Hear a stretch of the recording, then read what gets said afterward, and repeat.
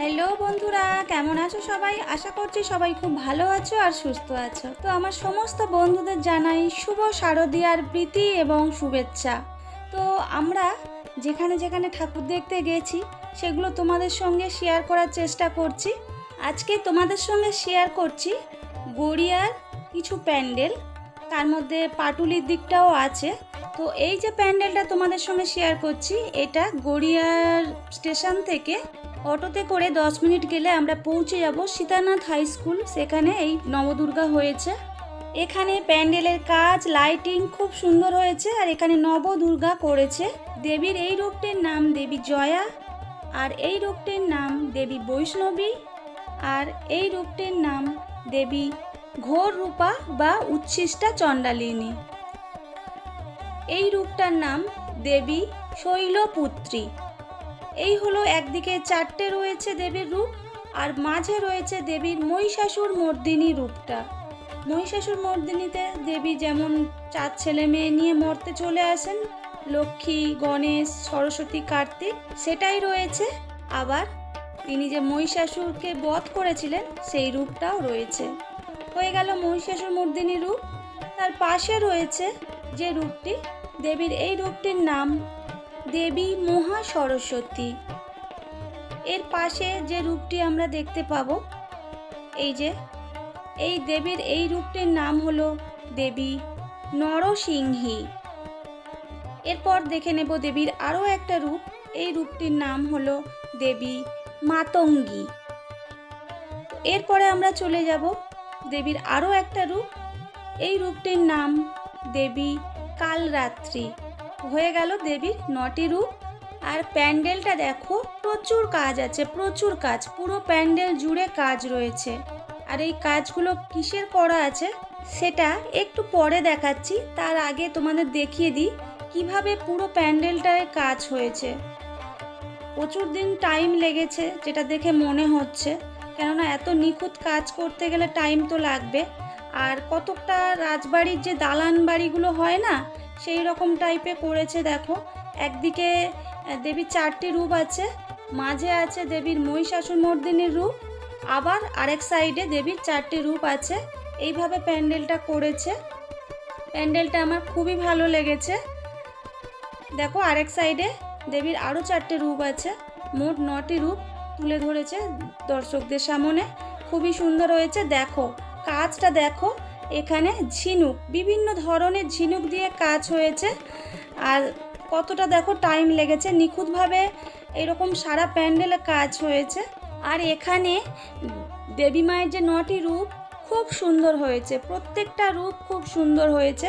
তো বন্ধুরা, তোমাদের কেমন লাগলো অবশ্যই কমেন্ট করে জানিও।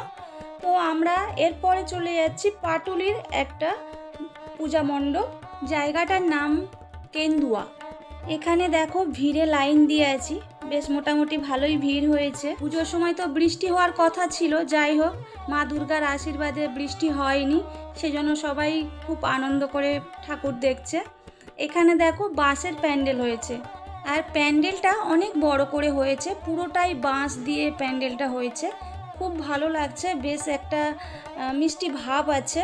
এখানে দেখো মানে কিভাবে স্বর্গে যেতে হয়, প্রথমে অনেকটা কষ্ট করতে হয়, তারপরে মানুষ স্বর্গে পৌঁছতে পারে, সেটাই তুলে ধরেছে। প্রথমে একদম অন্ধকার, তারপরে আস্তে আস্তে আস্তে আস্তে একটু একটু করে আলো দেখা যাচ্ছে, আর আলোটা একটু একটু করে বাড়ছে। এখানে কোনো মোবাইলের লাইট জ্বালাতে দিচ্ছে না, একদম টোটালি মানে লাইট জ্বালানো যাবে না। দেখো খুব সুন্দর লাগছে, অনেকটা আলোর কাছে আমরা পৌঁছে গেছি। আর এখানে একটা না চাঁদ বানিয়েছে, ওটাই মেনলি মানে স্বর্গ বলে দেখাচ্ছে। চাঁদে একটা সিঁড়িও করে দিয়েছে যে সেখানে মানুষ পৌঁছে যাচ্ছে। আর এর মধ্যে মা দুর্গাকে ফুটিয়ে তুলেছে। মা দুর্গার মানে বিশাল বড় করেই করেছে, কিন্তু এতটা ভিড় হয়েছিল ভালো করে ঠিকঠাকভাবে তুলতে পারলাম না। এই যে দেখো চাঁদ করেছে, একটা সিঁড়ি করেছে চাঁদে যাওয়ার, আর এই যে মা দুর্গা। তো এইভাবে প্যান্ডেলটা করেছে, প্যান্ডেলটা খুবই ভালো লেগেছে। তোমাদের সঙ্গে শেয়ার করলাম, কতটা বোঝাতে পারলাম বুঝতে পারছি না। তোমরা একটু কমেন্ট করে জানিও কেমন লাগলো এখানকার ঠাকুরের পূজা মণ্ডপ। তো চলো, এখানকার তো পূজা মণ্ডপ দেখে নিলাম। এরপরে আমরা চলে যাচ্ছি নেক্সট আরও একটা পুজো মণ্ডপে। তো আমরা পাটুলি থেকে একটু ভিতরে এগিয়ে এলে এক এক করে এই প্যান্ডেলগুলো দেখতে পাবো। এই জায়গাটার নাম বৈষ্ণব ঘাটা। এখানে দেখো রাজবাড়ির আকারে প্যান্ডেলটা করেছে, চারিদিকে প্রচুর লাইট দিয়েছে, দেখতে বেশ ভালোই লাগছে প্যান্ডেলটা। তো চলো ভিতরে গিয়ে দেখি। দেখো ভিতরে প্রচুর লাইট দিয়েছে আর কাঁচ দিয়েছে, কাঁচের কাজ রয়েছে। এছাড়া বাঁশ, সরু সরু করে বাঁশের কাজ রয়েছে।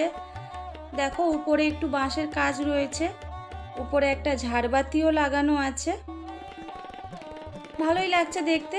আর দেখো এখানে মা দুর্গার মুখটা খুব সুন্দর হয়েছে, প্রতিমাটা খুব দারুণ হয়েছে। এই যে, তো এই হলো এখানকার পুজো মণ্ডপের পুরোটা দেখিয়ে দিলাম। এই যে দেখো দেবী মায়ের রূপটা কত সুন্দরভাবে ফুটিয়ে তুলেছে। তো এরপরে চলে এলাম আরও একটা পুজো মণ্ডপে। এটা পাটুলির একদম কাছে, এটাই আসলে পাটুলির দিক থেকে আসতে গেলে প্রথম পূজা মণ্ডপ এটাই পড়ে। তো এখানে দেখো বিভিন্ন ধরনের কাজ হয়েছে সোলার দিয়ে, আর ঘণ্টা করেছে, এখানে বড় বড় ঘণ্টা ঝুলিয়ে রেখেছে।